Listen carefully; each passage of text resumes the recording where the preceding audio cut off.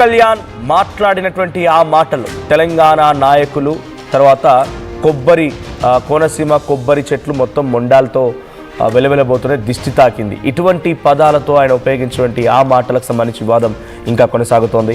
Sorry చెప్పకపోవడం పైన తెలంగాణ నేతలు ఫైర్ అవుతున్నారు.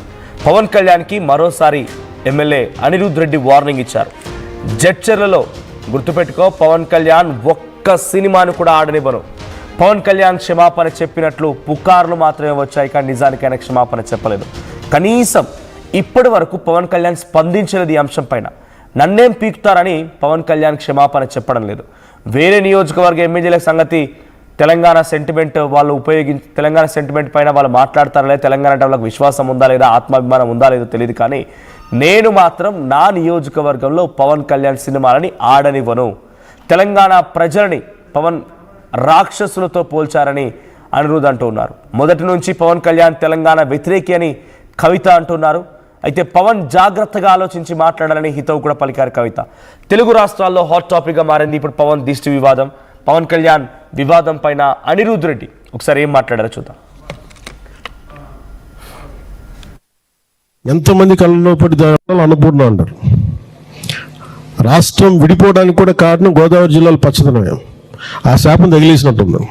ఈరోజు గోదావరి జిల్లాలో మొత్తం కొబ్బరి చెట్లతోటి, తెలంగాణ నాయకులంతా అంటారు కొబ్బరి చెట్లతో చాలా ఆనందంగా ఉంటుంది, మీరు ఏమంటుందని పచ్చదనంతో చాలా బాగుంటుందండి. ఈరోజు కొబ్బరి చెట్లు ముండలు కూడా లేవు, అంత దిష్టి తగిలింది కోనసీమకి. ఎందుకంటే నాకు దీనికి తగిలినంత దృష్టి నరుడి దృష్టికి నవరాయన పగిలిపోతుంటారు. అలాంటిది కోనసీమ పచ్చదనం ఎంతమంది కళ్ళలో పడి వాళ్ళందరూ దృష్టి తగిలి ఈరోజు మొండేలతో కొబ్బరి చెట్లు ఉన్నాయంటే దీనికి ఇంకా మనం కరెక్ట్ చేసుకోవాల్సిన అవసరం ఉంది, దీన్ని సరిదిద్దుకోవాల్సిన అవసరం ఉంది. క్షమాపణ చెప్పాలని చెప్పి, కానీ ఈ రోజు వరకు అసలు స్పందించడం కూడా లేదు పవన్ కళ్యాణ్ గారు. అంటే నేను తమిళనాడు పోతే నాకు రెడ్ కార్పెట్, ఢిల్లీకి పోతే నాకు రెడ్ కార్పెట్, ఎవరు ఏమి పీక్తారని చెప్పి అని అనుకుంటున్నారా? నేను ఈరోజు జడ్చర్ల నియోజకవర్గం ఎమ్మెల్యేగా చెప్తున్నాను, నీ సినిమా నాకు వేరే ఎమ్మెల్యేల గురించి అయితే నాకు తెలియదు, సెంటిమెంట్ ఉన్నట్టు అయితే ఖచ్చితంగా దీని గురించి స్పందిస్తారు.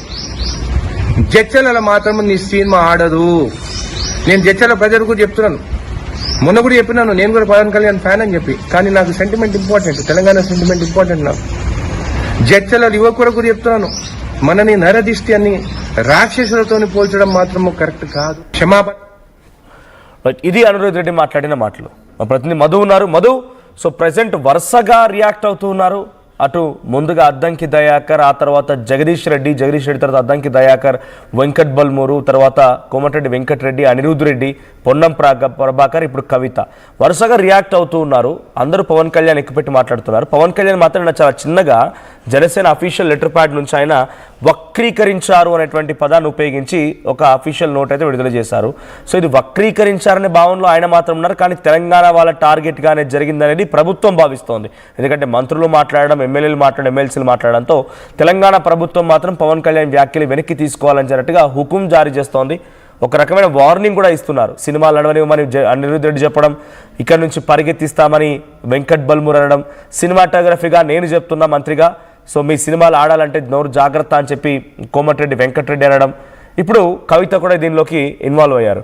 సో ఈ నేతల యొక్క వ్యాఖ్యలను అటు పవన్ కళ్యాణ్ సీరియస్గా తీసుకోవడం లేదా?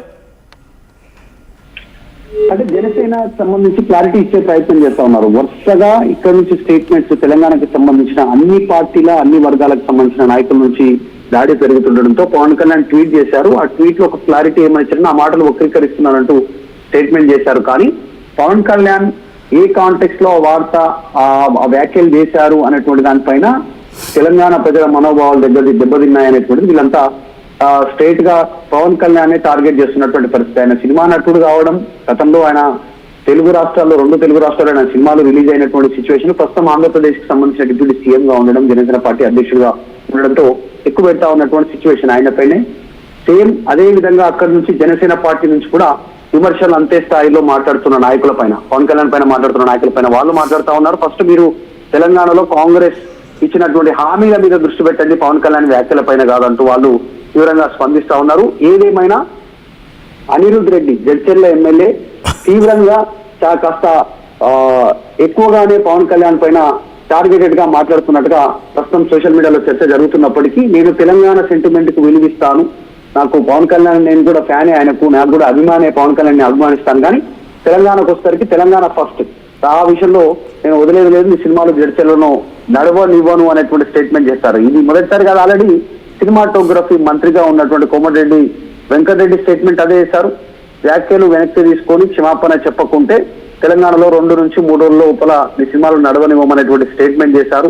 బల్మూర్ వెంకట్ అయితే పరిగెత్తించి కొడతామనేటువంటి స్టేట్మెంట్, అద్దంకి దయాకర్ అదే రకమైనటువంటి స్టేట్మెంట్. ఈ రోజు కవిత కూడా మాట్లాడుతూ జాగృతి ప్రెసిడెంట్ పవన్ కళ్యాణ్ గతంలో నుంచి తెలంగాణకు వ్యతిరేకమైనటువంటి స్టేట్మెంట్ చేయడం, తర్వాత పొన్నం ప్రభాకర్ మంత్రి, తర్వాత వాకిటి శ్రీహరి మరో మంత్రి తీవ్రంగా వ్యాఖ్యలు చేశారు. పిసిసి చీఫ్ మహేష్ కుమార్ గౌడ్ కూడా ఇదే వ్యాఖ్యలు చేశారు. తర్వాత బీఆర్ఎస్ పార్టీ నుంచి ఇంతవరకు రెస్పాండ్ అయింది ఒకే ఒక వ్యక్తి, దాంట్లో జగదీశ్వర్ రెడ్డి. ఆయన స్టేట్మెంట్ పెద్ద ఎత్తున వైరల్ అవుతా ఉంది.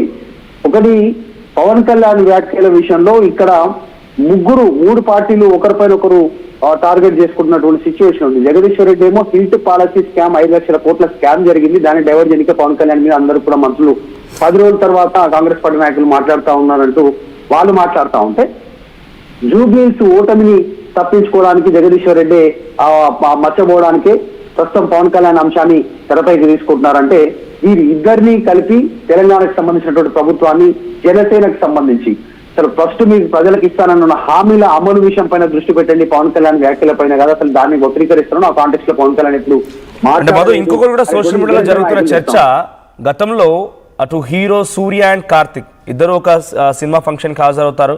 అక్కడ యాంకర్ క్వశ్చన్ అడుగుతుంది ఆయన్ని, సో లడ్డు వివాదం సంథింగ్ మీకు ఇష్టమైన స్వీట్ ఏంటి అనే రకంగా లడ్డు గురించి అనగానే ఆయన దాటవేస్తారు. కార్తిక్ పెద్దగా మాట్లాడకుండా రెస్పాండ్ అవ్వకుండా దాటేస్తారు. లడ్డు గురించి ఇప్పుడు నేను మాట్లాడను ఎందుకంటే చాలా కాంట్రవర్సీ అవుతున్నాను, సైలెంట్గా నవ్వుతూ క్లోజ్ చేస్తారు. దానికి పవన్ కళ్యాణే స్వయంగా తన నోటి వెంటనే తను మాట్లాడుతూ లడ్డు వివాదాన్ని సినిమా హీరోలు ఈ రకంగా మాట్లాడతారా, లడ్డు అంటే మీకు అంత నవ్వులాటగా ఉందా, అంటే దీన్ని ఒక రకంగా ఇబ్బంది పెడుతున్నారా లేకపోతే దీన్ని నవ్వుగా తీసుకుంటున్నారా అని చెప్పి ఆయన రియాక్ట్ అయ్యారు.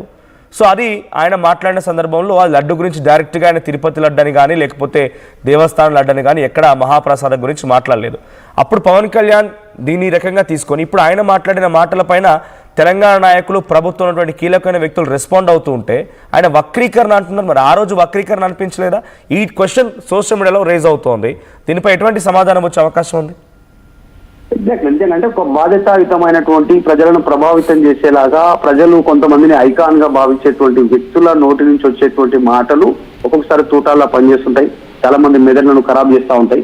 సిచ్యువేషన్ అదే కొనసాగుతుంది. ఇది మొదటిసారి కాదు, దేశవ్యాప్తంగా అనేక సందర్భాలు జరిగింది.